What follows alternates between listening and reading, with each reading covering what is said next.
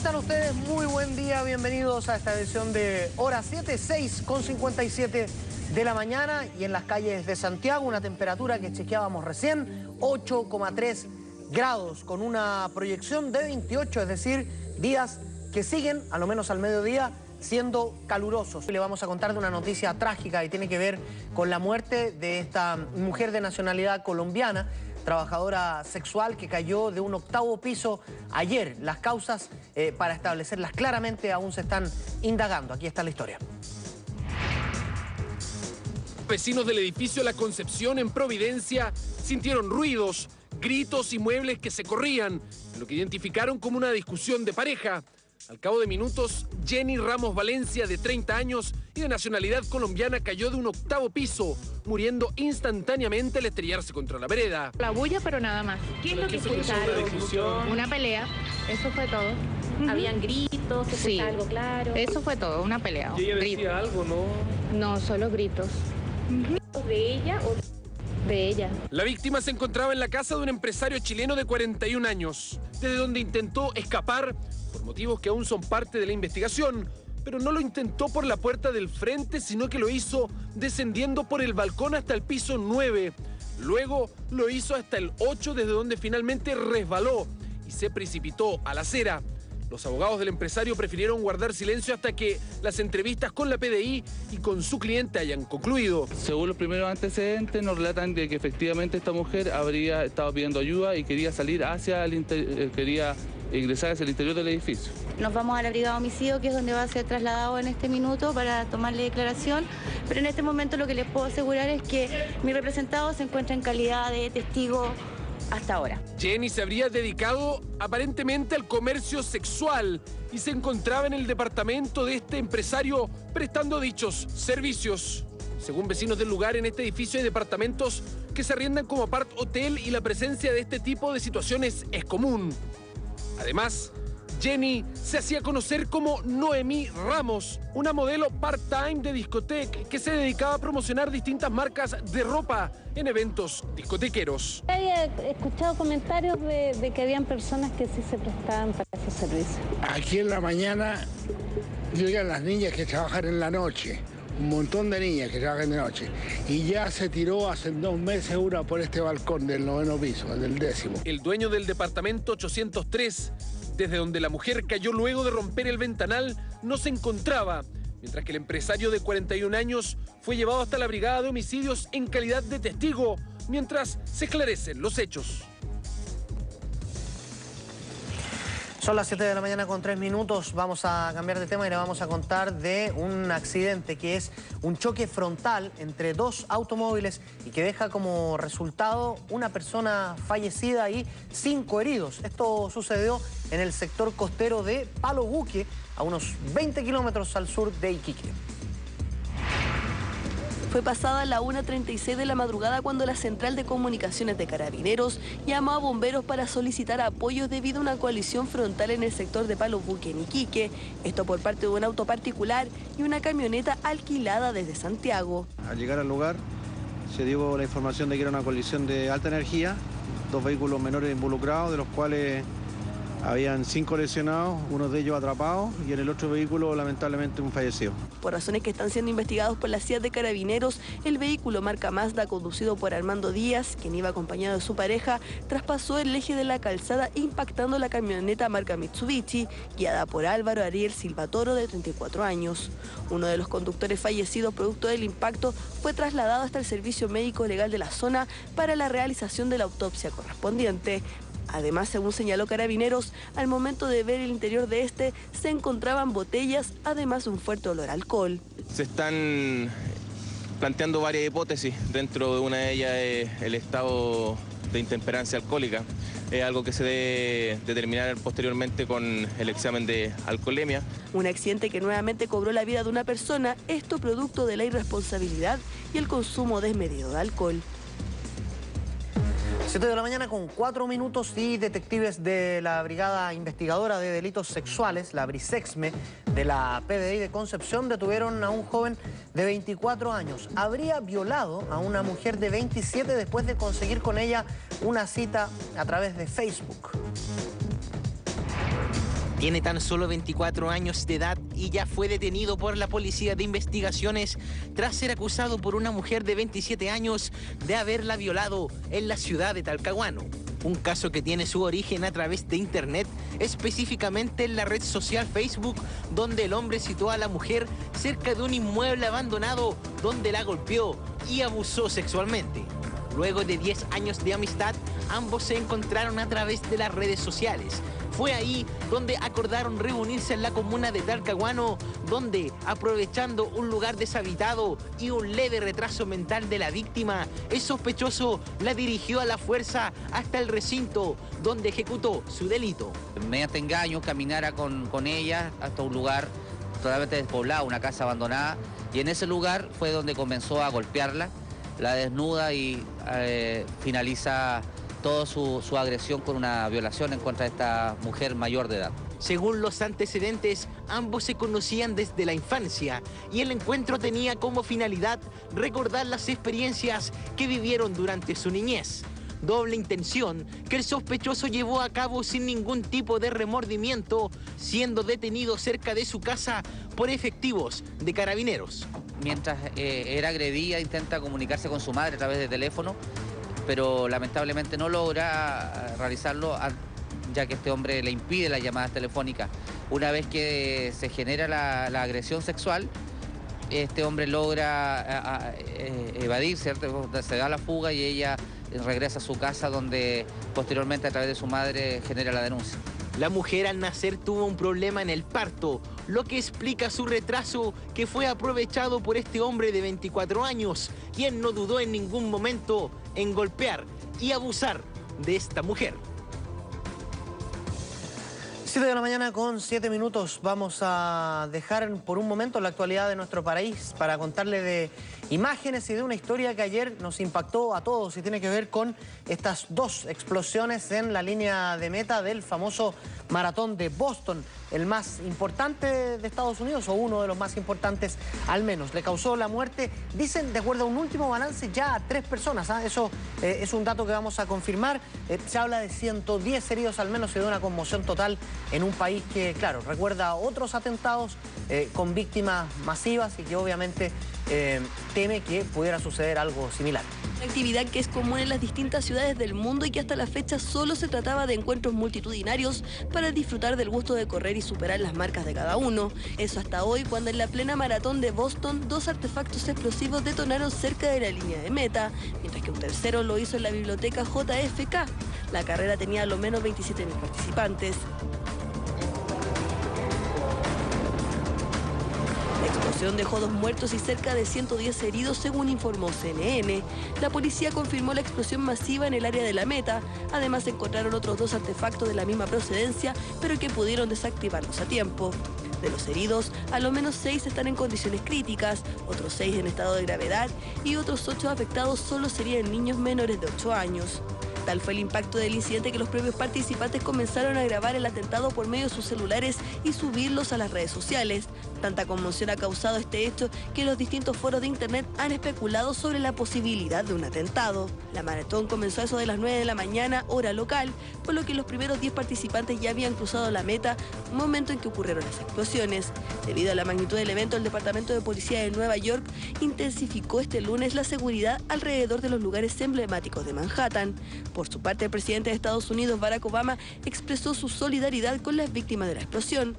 Además, tomó contacto con el alcalde de Boston para expresar su preocupación por aquellos lesionados y dejar al tanto que presentarán todo el apoyo que sea necesario para responder al incidente.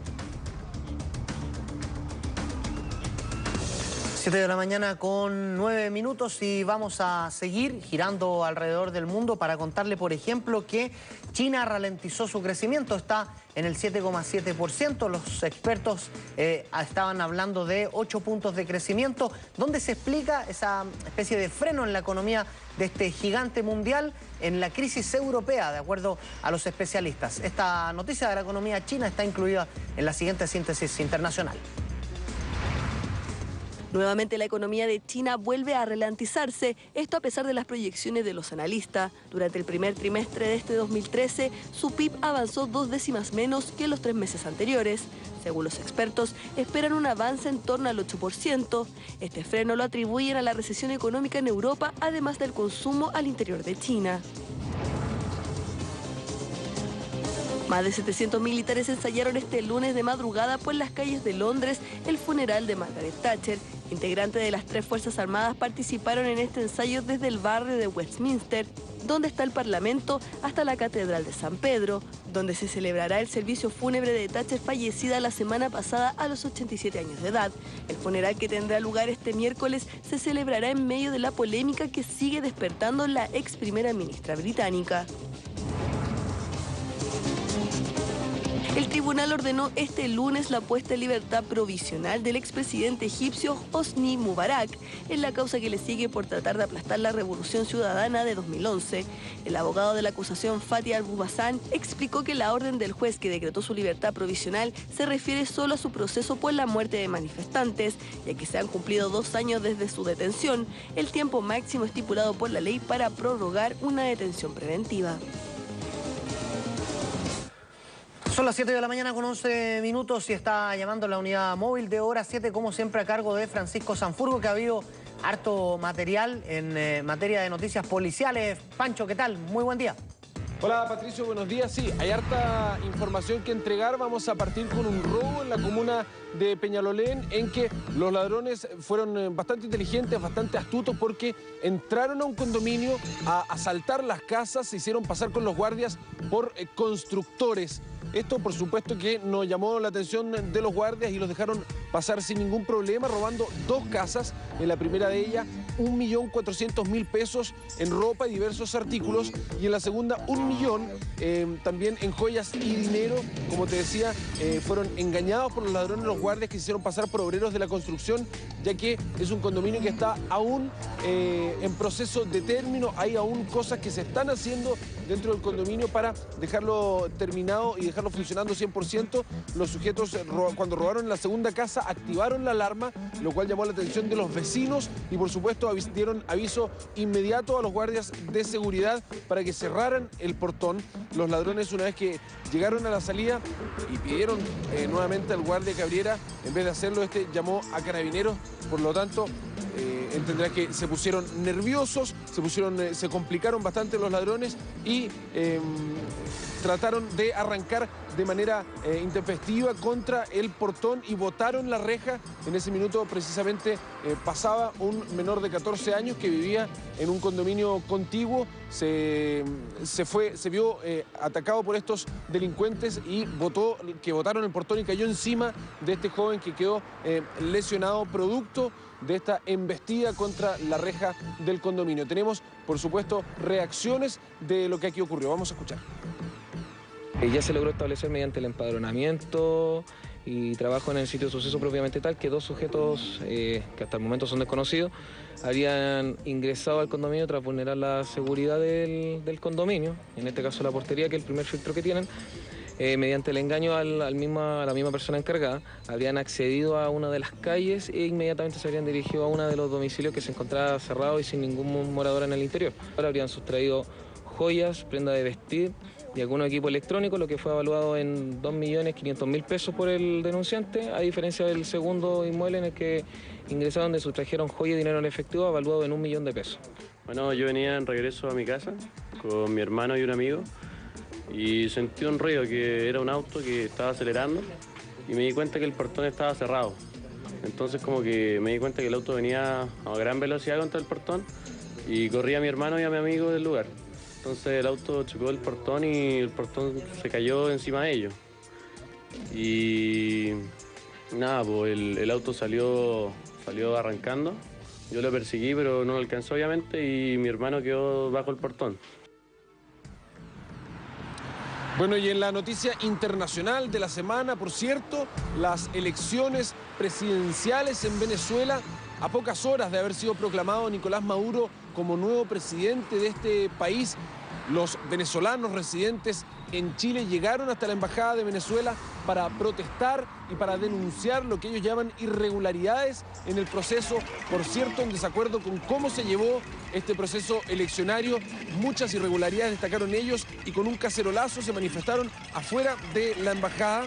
Son alrededor de 60 personas que llegaron hasta Providencia, donde está esta oficina, a reclamar por la proclamación de Nicolás Maduro. Dijeron que bueno, dentro de las irregularidades de la elección hubo, por ejemplo, cierre de fronteras, problemas en la embajada, en que en algún minuto se dijo que con tan solo presentar la cédula de identidad, cualquier venezolano fuera de su país iba a poder votar en las distintas embajadas. Sin embargo, se presentaron problemas a la hora de llegar. Grupos de repente de hasta 10 venezolanos podían votar solo 2 porque, dicen ellos, se ponían más de una traba a la hora de ejercer el deber cívico y no fue como debiera haber sido o como se prometió que tendría que ser. Por lo tanto, proclamaron fuera de la embajada y exigieron que se recuenten todos y cada uno de los votos, usando además que los militares estaban manejando esta situación. Vamos a escuchar también reacciones de los manifestantes. Estamos protestando porque queremos que se recuenten los votos en Venezuela. Queremos que la opinión pública internacional nos apoye en la lucha para restaurar la democracia en Venezuela y tener un gobierno justo donde haya seguridad para todos los venezolanos. Decretaron a Maduro presidente, siendo que tenía que ser en 4 días más, pero se adelantaron porque obviamente estamos delante de un fraude. La policía siempre corre a la gente cuando va a protestar a la embajada de Estados Unidos, otra embajada, a la embajada de Israel, ya que lo han dejado toda la tarde, se los han sacado.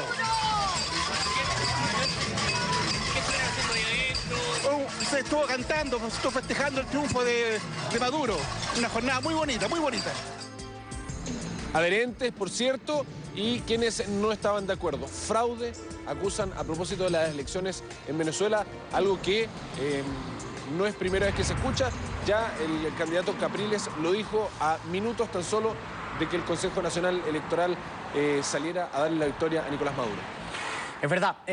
Muchas gracias por la entrega informativa, Francisco. Lo veo particularmente abrigado. La sensación térmica hasta ahora en la calle está baja, ¿no? Sí, está heladito, pero con una buena parca todo se soluciona. Es verdad. Muchas gracias, Pancho, que esté muy bien. Chao, chao. Vamos a revisar los diarios de circulación nacional.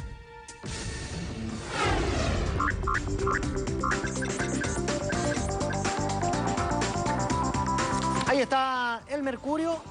Para comenzar con Estados Unidos, que refuerza su seguridad tras 2 explosiones en el maratón de Boston, 3 muertos y más de un centenar de heridos. Saldo de los bombazos registrados cerca de la meta, en lo que ya investigan como, obviamente, un ataque terrorista. China crece menos de lo esperado y lleva al cobre y a la bolsa chilena a cerrar con mayores caídas desde 2011.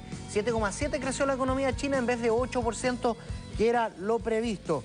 La libra de cobre bajó a 5,19, llegó a los $3,23, 5,19% digo. Y Capriles llama a sus partidarios a defender el voto y Maduro tilda de golpista a la oposición. La Tercera también recoge la noticia de la explosión en Boston, mayor atentado en Estados Unidos desde el 11/9, deja al menos 3 muertos y 130 heridos. Al menos 2 artefactos estallaron junto a la meta, dice La Tercera. Y ahí está la fotografía, como puede ver usted, bien impactante, con heridos y todo aquello. Prueba CIMSE registra alza histórica en matemáticas. En lectura no hubo avances respecto de últimas mediciones. Lo vamos a comentar más en profundo aquí en el estudio. Y ahí está la foto de fútbol del día, es Arturo Vidal. Juventus gana con 2 goles de Vidal y alarga ventaja. 6 chilenos podrían lograr títulos de liga en Europa, destaca La Tercera en su portada de hoy. Siempre una mirada a regiones, ¿no? Vamos al norte a través de la portada del Diario de Atacama. Atacama avanza, pero no sale de últimos lugares del CIMSE. La región mejoró, pero no lo suficiente para remontar índices que registra respecto de la media nacional.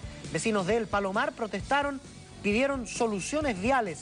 Pobladores salieron a la calle preocupados por accidente, piden lomos de toro y semáforos.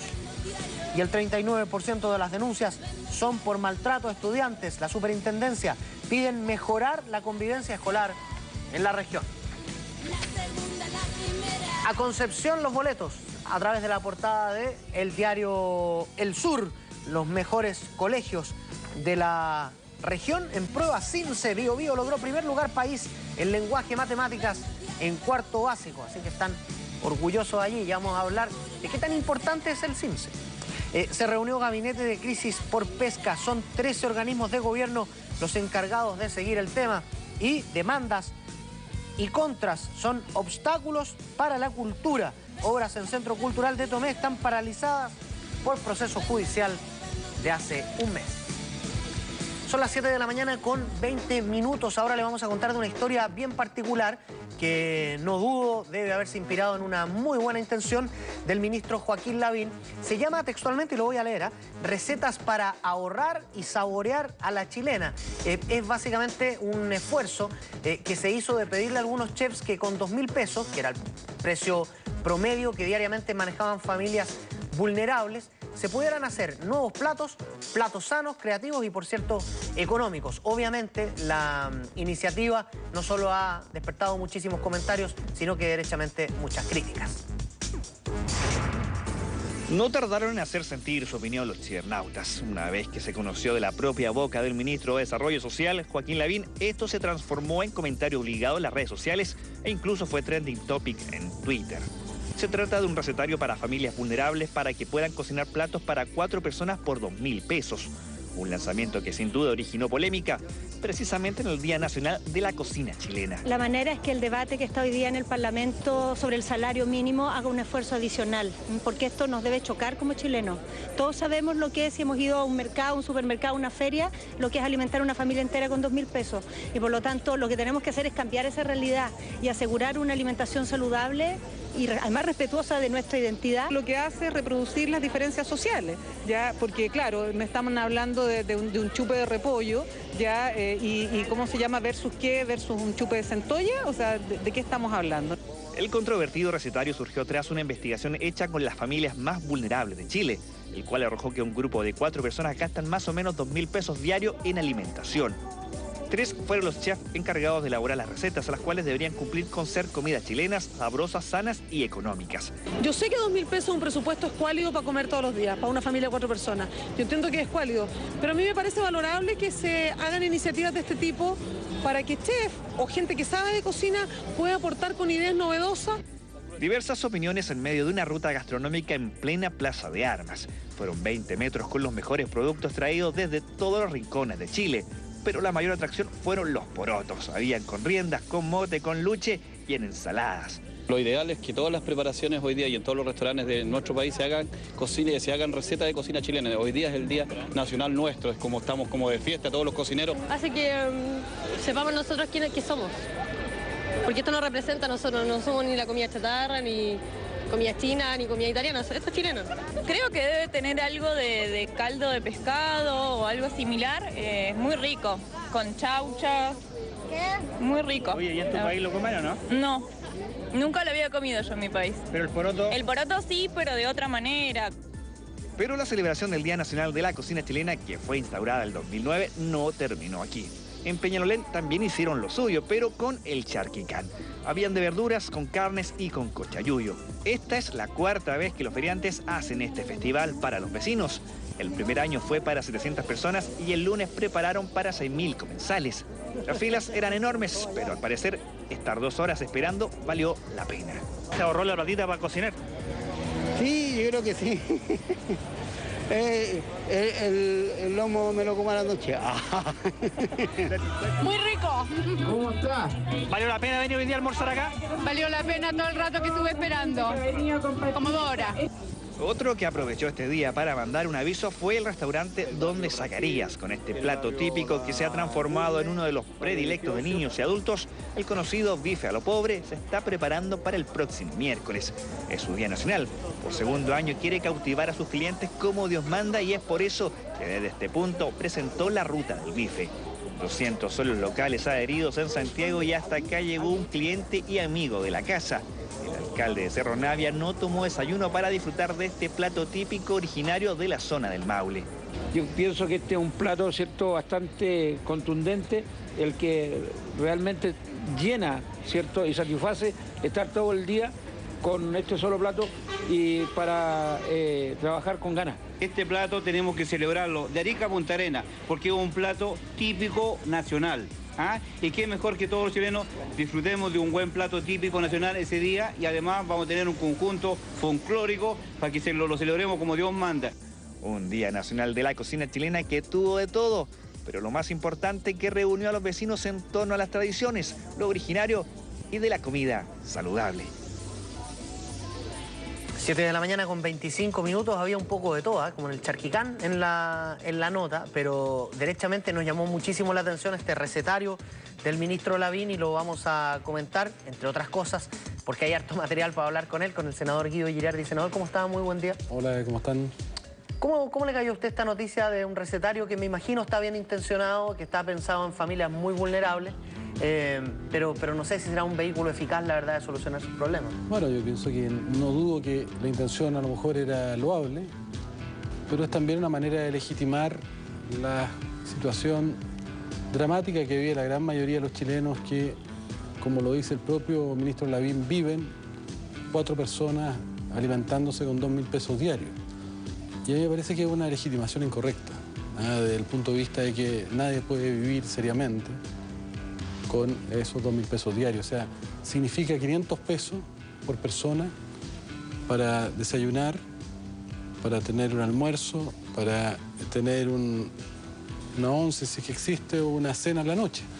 Y yo pienso que esa realidad es una realidad muy precaria. Y yo lo que quiero decir acá, que cuando uno analiza la carga de enfermedad que tienen las personas de ingresos más bajos, en Chile tienen mucho más obesidad, tienen mucho más cáncer, tienen casi el doble de infarto que las personas de más alto ingreso, tienen mucho más accidentes vasculares, tienen mucho más hipertensión y tienen mucho más diabetes. Producto que las personas, efectivamente, aquí hay una cosa un poquito virtual, es un ideal, pero en realidad nadie puede mantener una familia alimentándose diariamente 4 personas con 2.000 pesos. Los niños, por ejemplo, necesitan comer, la recomendación son 5 frutas diarias, necesitan tomar fruta. La gente, está bien, puede comer un chupe de repollo, pero no va a comer todos los días chupe de repollo, necesita proteína, necesita al menos un par de veces a la semana comer, por ejemplo, carnes, necesita otros días comer pollo, necesita otros días comer pescado. ¿Cuánto vale el kilo de pescado en una feria?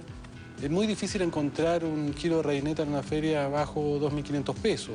Senador, pero hecho el diagnóstico, ¿por dónde cree usted que va la solución? Porque aquí, por ejemplo, cuando se habla de sueldo mínimo, la escandalera es terrible, por ende da la sensación que el sueldo mínimo no se va a subir drásticamente de un año a otro. Es difícil que así sea.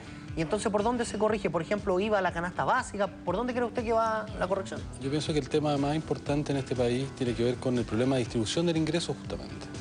Chile es uno de los países más desiguales del planeta. ¿Qué quiere decir esto? Que si tú pones a Chile en la lista de todos los países a nivel mundial, ocupa más o menos el lugar 147 de 160 países en desigualdad.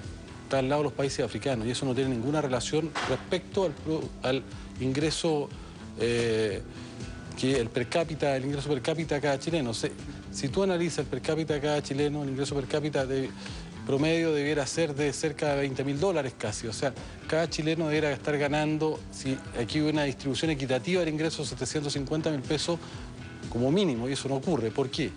Porque el 10% más pobre de este país percibe 40 veces más que el 10% más rico. En otros países europeos esa relación es de 7 veces.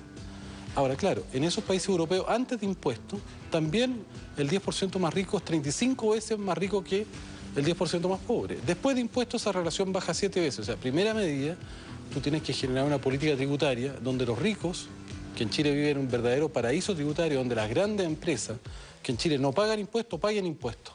De esa manera, en Europa, por ejemplo, el impuesto que aportan la gente a través del IVA es solo el 35%, y los grandes impuestos, las grandes recaudaciones son a expensa, por ejemplo, de la utilidad de las empresas, que son el 65%. En Chile es totalmente al revés. La gente con su IVA aporta el 60% o más y las empresas aportan solamente el 35%. Y el otro tema es el salario mínimo. Es decir, tú necesitas una política tributaria para recaudar, para generar más igualdad y invertir más en educación, más en salud, más en programas sociales. Y la otra medida que yo creo que es capital, tiene que ver con con el trabajo. En Chile es cierto que hay pleno empleo, pero lo que tenemos es que la mayoría de los chilenos perciben ingresos que son inferiores a los 250.000 pesos. ¿Y qué es lo que se trata acá? Se trata de establecer un ingreso mínimo que al menos, de acuerdo a la realidad chilena, debiera ser de 250.000 pesos como mínimo. Si tú establecieras un ingreso mínimo de 250.000 pesos, aquí hay una verdadera campaña del terror que hace la derecha, que van a quebrar las empresas. Sí, pero a las pymes tú les podrías dar, si recaudas más, si hicimos una buena reforma tributaria, a las pymes tú las podrías dar exenciones, le podrías dar a las pymes, por ejemplo, condiciones de beneficios tributarios, ayudar a las pymes. Incluso si una pyme contrata un trabajador, tú le dices, yo lo voy a contratar, le voy a subsidiar una parte, una diferencia, y eso lo haces para las pymes. ¿Ah? Pero tú haces que la gran mayoría de los trabajadores entonces pueda nivelarse y, por lo tanto, es muy importante en Chile hacer una reforma tributaria que te permita, hablábamos de educación, con 50.000 pesos al mes por niño, que es la unidad de subvención educacional, jamás va a tener una educación de calidad. Más encima, muchos de los prestadores, ese dinero se lo meten al bolsillo y no lo invierten en los niños. Por eso que no se puede tener lucro cuando hay recursos del Estado. Queremos que todos los recursos del Estado vayan a los niños. Entonces, aquí hay una política integral. Se requiere una reforma tributaria para financiar la educación, para financiar la salud. No hay médicos en los hospitales. El San José no tiene hematólogo, no tiene neuroradiólogo, tiene poco endocrinólogo. Entonces, y además necesitas recursos. Por ejemplo, si tú dices, yo voy a subsidiar las pymes, bueno, si hace una reforma tributaria lo puede hacer. Pero tú nivelas al país de tal forma que todos los chilenos, al menos, todas las familias chilenas van a tener un ingreso donde el trabajador que está ahí aporta al menos 250.000 pesos. A mí me parece que es de un tema, yo diría que aquí hoy día hay posibilidad de alcanzar un sueldo ético con una realidad social que yo creo que está en condiciones de alcanzar esa situación. Senador, usted habló de la salud y en el comando de Michelle Bachelet ayer fue un día importante respecto de ese tema. Se presentó un equipo y ella también delineó algunos conceptos. Yo quiero invitarlo a ustedes y a quienes están viendo el programa a ver la nota y luego la vamos a comentar aquí con el senador Guido Girardi. Abrazando a quien pasara por delante, la expresidenta Michelle Bachelet presentó a su equipo encargado del área de salud en caso que su victoria se establezca en los próximos comicios. Expertos que tendrán la responsabilidad de fortalecer esta área de salud pública y la atención primaria como ejes fundamentales de su proyecto político y social. Se siente, Michelle, presidente. El punto de encuentro fue en la comuna de Loprado, específicamente en el Centro de Salud Familiar Santa Anita, donde los seguidores de la expresidenta se juntaron a una reunión para discutir sobre las futuras modificaciones a la salud, un fortalecimiento al sector público, como también una mejora sustantiva en los recintos de urgencias en lugares lejanos. Entonces es prioritario que sigamos avanzando, que mejoremos esto, porque la atención primaria es la puerta de entrada a la salud pública. Y es aquí donde primero vienen las personas en busca de soluciones, muchas veces urgentes. Es fundamental que podamos responder con prontitud y que tengamos las capacidades de infraestructura y humanas que lo permitan que sea una realidad. Según el comando de Bachelet, 8 de cada 10 personas en nuestro país atienden su salud en el sector público, por lo que se requiere una mayor eficiencia también en los sistemas privados. Serían en total 12 millones de chilenos que acceden a este tipo de lugares, ya que no consiguen una atención en el sector privado. Vamos a dar un impulso sustancial a la atención primaria. Vamos a entregarle más capacidades para resolver los problemas de las personas en lugar de derivarlos de inmediato a los hospitales. Debemos para ello asegurarnos que la atención primaria cuente con la tecnología, la infraestructura y los profesionales necesarios. Aumento de mayores profesionales, más médicos y modificaciones urgentes a los sistemas de salud en las comunas y lugares apartados. Todo esto a cargo de un equipo integrado por Angélica Verdugo, Carmen Castillo y Elia Molina, quienes tendrán la responsabilidad de cumplir con lo prometido durante este lunes en la comuna de Loprado, entre abrazos y griteríos. 7 de la mañana y 34 minutos. Senador, ¿está, cree usted, de manera correcta puesto el foco allí cuando la candidata Bachelet habla de el foco en la atención primaria, darle más recursos y así descomprimir los hospitales? Yo creo que es un problema sistémico. Cuando tú tienes que las postas están colapsadas, es un síntoma, como un termómetro que no está funcionando la atención primaria, y no están funcionando los hospitales porque las postas no tienen dónde derivar los pacientes que están en la posta a los hospitales porque no tienen cama. O sea, ¿qué es lo que importa? Primero yo centraría esto en la prevención que se hace en la atención primaria. ¿Por qué? Porque tú tienes que todos los días mueren 300 personas por todas las causas y 200 de ellas están muriendo por infarto, accidente vascular, cáncer, complicación, hipertensión y diabetes. ¿Y eso cómo se enfrenta? Se enfrenta con medidas preventivas, lo que hablábamos. Vida sana. Vida sana. Que la gente aprenda a comer, que la gente sepa que hay que hacer actividad física, que yo te haga oportunamente a ti, a tu edad, ya un antígeno prostático, que te haga a las mujeres a partir de los 40 años y no más tarde, por ejemplo, una mamografía.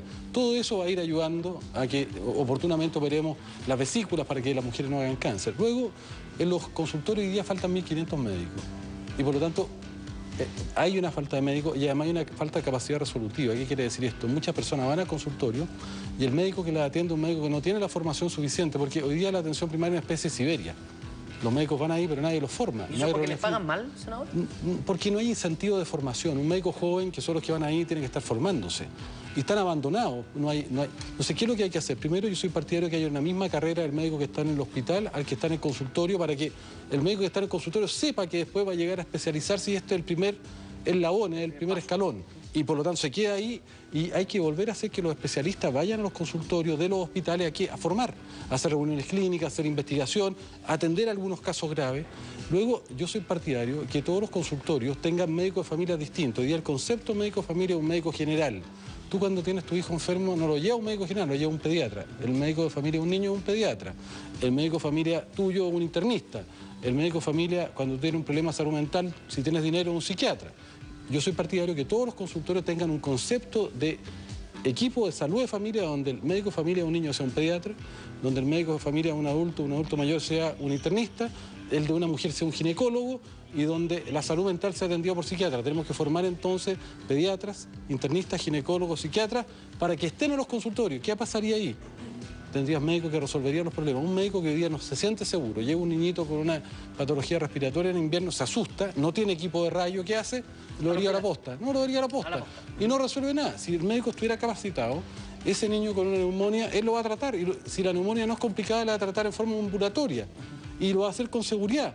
Y si tiene un equipo de rayo, con más seguridad todavía. Entonces requiere equipamiento. Por lo tanto, yo haría eso en la atención primaria. Más médicos, pero más médicos que tengan especialidades básicas. Y luego en los hospitales tienen una situación dramática. Yo te ponía el ejemplo del San José, pero yo creo que se puede reproducir para todos los hospitales. Los hospitales hoy día no tienen médicos. Porque un médico que gana con más de 10 años de especialidad está ganando 1.200.000 pesos. Lo puede hacer cuando es joven, pero ya cuando tiene 3 hijos, la universidad por 44 horas jornada completa se va.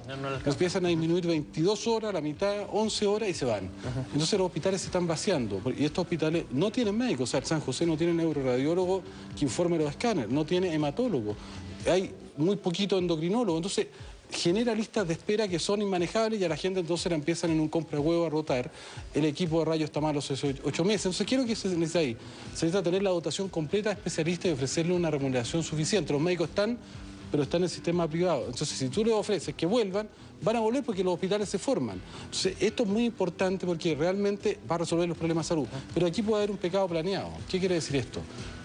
Aquí hay una intención muchas veces de traspasar recursos a los privados. ¿Y cómo se hace? Bueno, si yo no tengo el anestesista en el Hospital San José, o en cualquier hospital, no tengo el traumatólogo, va a llegar la persona, tiene una patología auge, y está obligada a atenderla. Entonces, como no hay médico ahí, le van a decir, pero tenemos que mandarle al privado. Y casualmente, las clínicas privadas, hoy día, gran parte de su expansión se están haciendo con pacientes o con los recursos de hospitales públicos que se están yendo al sistema privado. Entonces, hoy día, estos hospitales públicos están con pocos recursos y los pocos que tienen se les está entregando a las privadas. Entonces, aquí hay una suerte de privatización encubierta que tiene que terminar. Tenemos que volver a poner los médicos. ¿Por qué? Porque un día cama de UCI en un hospital público vale 150.000 pesos, pero en la clínica Las Condes puede valer el mismo día de cama 2 millones de pesos. Hay harto material para trabajar y mejorar, senador. Muchas gracias. Que esté muy bien. Muchas gracias a ti. Bueno, y nosotros vamos a cambiar de tema y le vamos a comentar de otro asunto político que está al rojo y tiene que ver con esta acusación constitucional contra el ministro de Educación, Harald Beyer. Está en un momento realmente definitorio. La ministra vocera de Gobierno, Cecilia Pérez, manifestó que este suspendido ministro, Harald Beyer, no va a renunciar a su cargo. Entre dimes y diretes, ataques de ida y vuelta entre los diputados de derecha y los acusadores de la oposición. El copy-paste del libelo, que era una fiel reproducción de una acusación en contra de otro ministro. Finalmente la Cámara de Diputados aprobó la acusación constitucional contra el ministro de Educación Harald Beyer, pero claro que los alegatos se mantienen.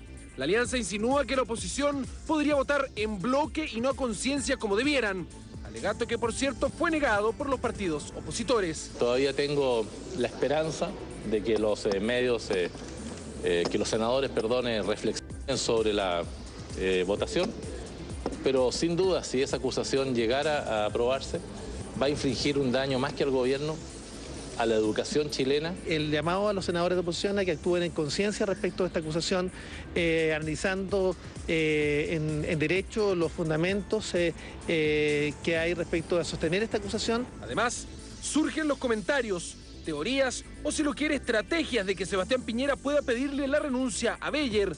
De esta forma, si bien la acusación permanece, no arriesga a quedar impedido por 5 años de ejercer nuevamente un cargo público. Sin lugar a duda, creemos que la renuncia no debiera ser un escenario previsible o previsto en ningún caso, sino que el ministro debiera enfrentar justamente en el Senado esta acusación. En medio de la acusación, el presidente Piñera se dio el tiempo de destacar las positivas noticias a propósito precisamente de la educación, que se reflejan en los resultados del CIMSE año 2012, que registró un aumento de 9 puntos en matemáticas, así como en otras áreas en distintos niveles. Logramos el segundo y el cuarto lugar de mayor avance en ciencias y matemáticas a nivel mundial. Los resultados del CIMSE nos vuelven a mostrar una vez más que vamos avanzando en la dirección correcta, con el compromiso de todo el país en que educación tiene que ser un camino de crecimiento, un camino de trabajo conjunto. La Cámara Alta revisará la acusación en sesiones especiales los días 16 y 17 de abril. Y de confirmarse la culpabilidad de Beyer, podría arriesgarse, además de ser destituido, como lo fue Yasna Proboste cuando fue ministra, a quedar inhabilitado para ejercer cargos públicos por 5 años, no pudiendo, por ejemplo, ni siquiera hacer clases en una universidad estatal. 7 de la mañana con 41 minutos. ¿Cómo es que se mezcla el CIMSE con la acusación constitucional a Harald Beyer? ¿Cómo es que tienen mucho que ver? Lo vamos a comentar con Manuel Sepúlveda, él es investigador de política educativa de Educación 2020. Manuel, ¿cómo estás? Buen día, gracias por estar aquí. Gracias a ustedes por la invitación. En primer lugar, quería preguntarte por los resultados del CIMSE, que veíamos al presidente jactarse de ciertos avances, al ministro subrogante también. Y hay una percepción de muchísimos padres de que el CIMSE hoy es un mecanismo perverso que para lo que está funcionando básicamente es para que la gente que paga por la educación elija dónde poner a los niños, casi como un vehículo promocional de ciertos colegios. ¿Qué mirada tienen ustedes del CIMSE? A ver, 2 puntos.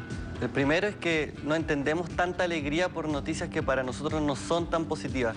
Si bien es cierto, en la última entrega hay noticias que son rescatables, como el avance en matemáticas segundo medio, y como la mantención de ciertos avances que se habían tenido en años anteriores en lenguaje y matemática en cuarto básico, estas noticias están dadas dentro de un contexto de serios problemas. Estamos en un contexto donde más del 60% de los alumnos en lenguaje en cuarto básico, más del 70% de los alumnos en matemática en cuarto básico no están aprendiendo lo que deberían aprender.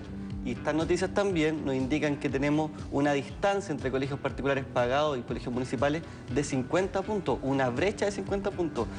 Todas estas cuestiones obviamente nos indican un grave problema en los conocimientos que están adquiriendo los alumnos del país. Y por lo tanto, si bien es cierto, hay cuestiones rescatables, no nos parece hablar de saltos significativos y de logro histórico en un contexto de profundos problemas. Manuel, ¿se está usando políticamente el tema? Te lo pregunto derechamente porque la contingencia, lo veíamos en la nota, con un ministro acusado constitucionalmente, es un momento en el que da la sensación que lo técnico pasó, no sé si a segundo, a tercer plano, y que hay un tema político, hay una reyerta política instalada ahí. Yo creo que uno de los grandes problemas del CIMSE hoy día es su uso.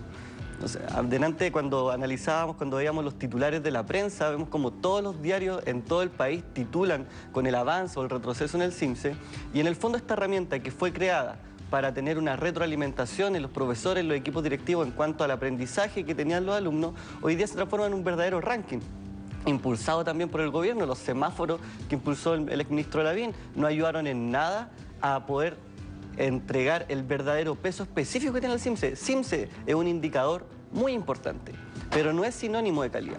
Si nosotros queremos analizar calidad, tenemos que preocuparnos de la dinámica al interior de la escuela, tenemos que preocuparnos de la convivencia, tenemos que preocuparnos del nivel de segregación de nuestro sistema educativo. Lo que nosotros planteamos de Educación 2020 es que el día de mañana nosotros podemos tener 300 puntos en todos los colegios del país.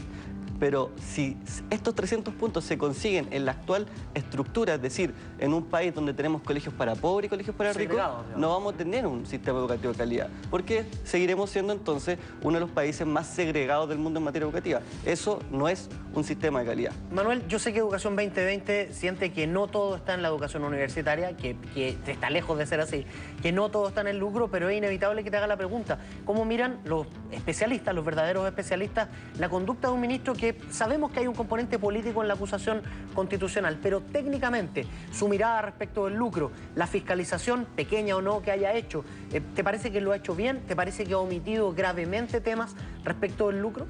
A mí me parece que el Estado chileno y todas las autoridades en los últimos años han omitido y no han asumido las responsabilidades que debiese ser. Y esto dado en un sistema en donde se ha permitido que el mercado delibere cómo se configura el sistema educativo, y pasa en los colegios, pasa en las universidades sobre todo. ¿Está bien acusado constitucionalmente entonces el ministro? Nosotros no nos pronunciamos en cuanto al fundamento de la acusación constitucional porque entendemos que es una materia que hoy día no se le está dando el peso que tiene, porque es una acusación constitucional y por lo tanto nosotros, al no ser expertos en materia constitucional, no podemos decir si tiene o no argumento en ese sentido.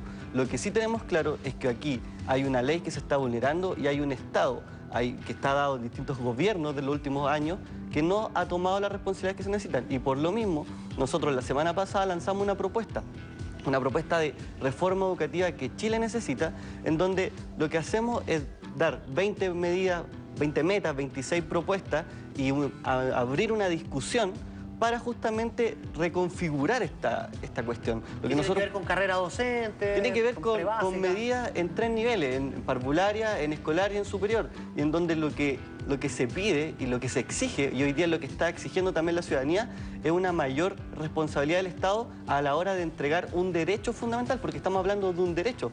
La educación es un derecho fundamental de los ciudadanos, que no puede ser transado, creemos nosotros, en un mercado como cualquier otro bien que sí puede transarse en otro mercado.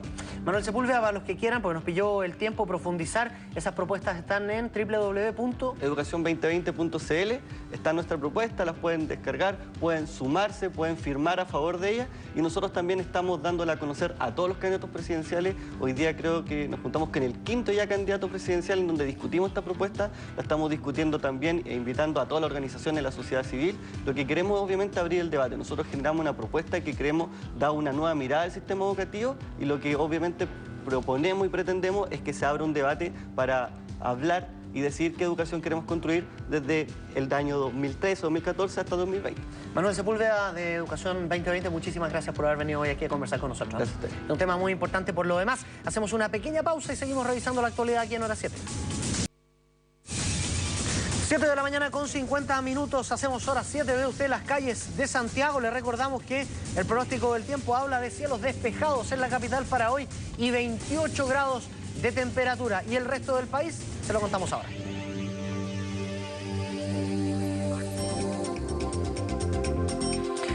Vamos a comenzar como siempre por la zona norte. Ahí está Arica con nubosidad parcial y 21 grados. También parcial en Iquique, 20, nublado en Antofagasta y La Serena, 19 y 17 las máximas.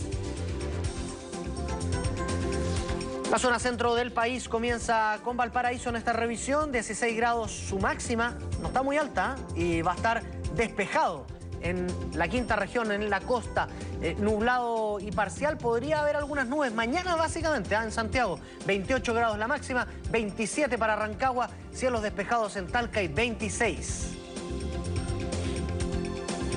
En la capital de la región del Biobío, en Concepción, 20 grados es lo que esperamos, cielos despejados. También en Temuco con 21 de máxima. Se va a nublar en Puerto Montt, 17 grados es la máxima proyectada. Y Punta Arenas estará nublado y tiene extremas de 7 y 14 grados.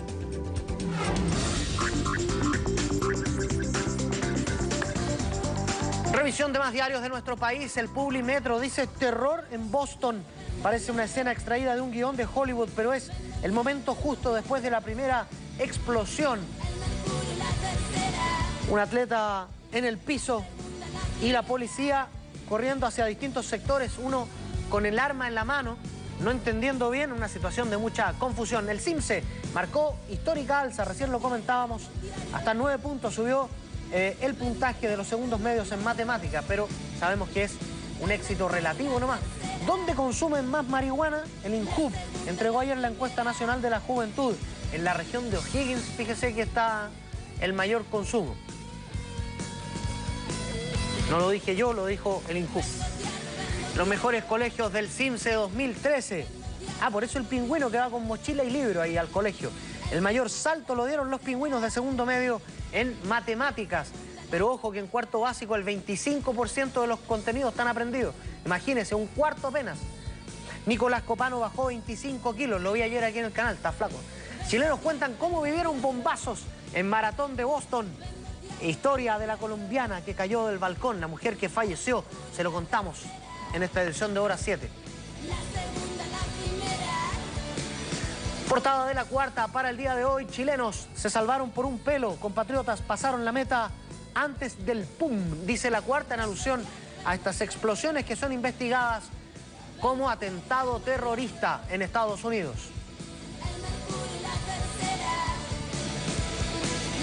Es un monstruo mohicano. Celia Punk anotó 2 pepas y dejó a la Juve en la puertita del bicampeonato. Ahí está haciendo el corazón. Un romántico Arturo Vidal que anda muy derecho frente al arco.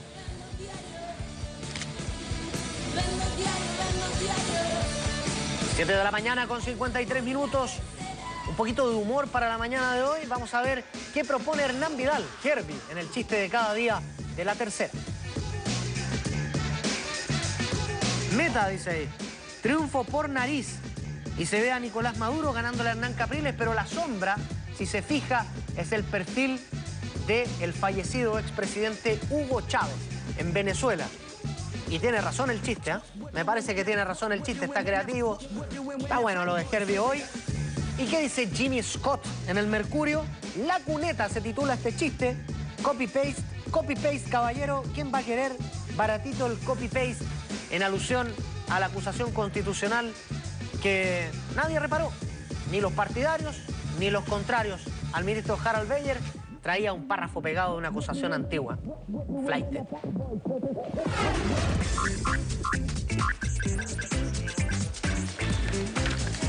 Bueno, usted sabe que fue todo un éxito en su momento Psy, el coreano autor del Gangnam Style. Bueno, tras su éxito, llegó la primera polémica en torno a la producción, ya que fanáticos de una banda coreana de mujeres que se llama Brown Eyed Girls acusan al intérprete de haber plagiado uno de sus pasos de baile en el video de Gentleman. La parte de la coreografía que es cuestionada por los seguidores de la agrupación coreana es la que muestra a Psy y a su cuerpo de baile moviendo las caderas con los brazos cruzados. Brown Eyed Girls lanzó en 2009 el tema Abracadabra y más tarde el videoclip del mismo, en cuyos fotogramas se visualiza a las integrantes realizando un paso muy similar al que ha patentado ahora el coreano Psy. El nuevo videoclip del cantante surcoreano ya recibió más de 22 millones de visitas en menos de 24 horas. Con su nuevo baile busca superar el éxito del Gangnam Style. ¿Cómo se llama este nuevo? Se llama Gentleman. Exactamente, señor editor, es lo mismo pero con otra pinta nomás, ¿eh? Le hicieron ahí un maquillaje, pero es lo mismo. Ya viene Antonella que quiere bailar el Gentleman de Psy. Tiene ganas de bailar. Ya, le vamos a contar algo de Halle Berry, esta bellísima actriz, a días de que se confirmara, su embarazo, fruto de su relación con el actor francés Olivier Martínez. Halle Berry llegó a Argentina para la avant-premiere de 911 llamada Mortal, su último protagónico en el cine. En la película dirigida por Brad Anderson, la actriz es Jordan, una integrante de un call center de servicio de emergencia norteamericano que tiene que ayudar a una chica en un violento caso de secuestro. Mire, le regalé 10 segundos de Halle Berry, que siempre es bienvenido. ¿Qué sigue ahora en mi carrera?, se preguntó ella. Seguir trabajando. La próxima semana empiezo a rodar X-Men, dijo Berry en un encuentro con la prensa. revelando que falta poco para que se calce el traje de Tormenta en la nueva entrega de la saga que se va a llamar X-Men Days of the Future Past. Berry también se refirió al papel que juega la mujer en Hollywood actualmente. Dijo: desde finales de los 50 creo que hubo un cambio. La mujer tuvo que luchar mucho más por conseguir roles que fuesen tan atractivos como los de los hombres, dijo la actriz, aunque remarcó que a lo largo de su carrera siempre tuvo que luchar. Soy una mujer de color en Estados Unidos. Empecé hace 20 años y había muy pocas mujeres con estas características que hayan sido exitosas, dijo ella. 7 de la mañana con 57 minutos de la bella Halle Berry a Shakira. El pasado 15 de enero, Antonio de la Rúa inició una demanda en la Corte de Nueva York para pedirle a su ex Shakira una indemnización por $100 millones, además del embargo de sus cuentas en el Banco Safra de Ginebra. Y pensar que esta mujer le hizo una hermosísima canción de amor a este argentino fresco que se llamaba Días de Enero. Yo con esa canción estaría pagado, no le pediría nada más. Pero este señor quiere $100 millones. Hace pocos días se dieron a conocer los documentos que demostraban que este pedido fue realizado, al tiempo que salió a la luz un reclamo de la cantante colombiana a su ex por haber tomado $3 millones de su empresa y haber gastado $500.000 con una tarjeta de su propiedad. Dispuesta a seguir con la batalla con quien fuera su pareja durante 11 años, ahora Shakira presentó documentación para probar que ella ya era una cantante con éxito internacional antes de conocer al hijo del expresidente argentino Fernando de la Rúa, según informó Diario Sur de España. ¿A alguien le cabe la más pequeña duda de que Shakira ya era una figura de renombre internacional cuando conoció a de la Rúa hijo? A mí me parece que no, ¿no? Creo que queda claro, pero ella lo tiene que probar en los tribunales.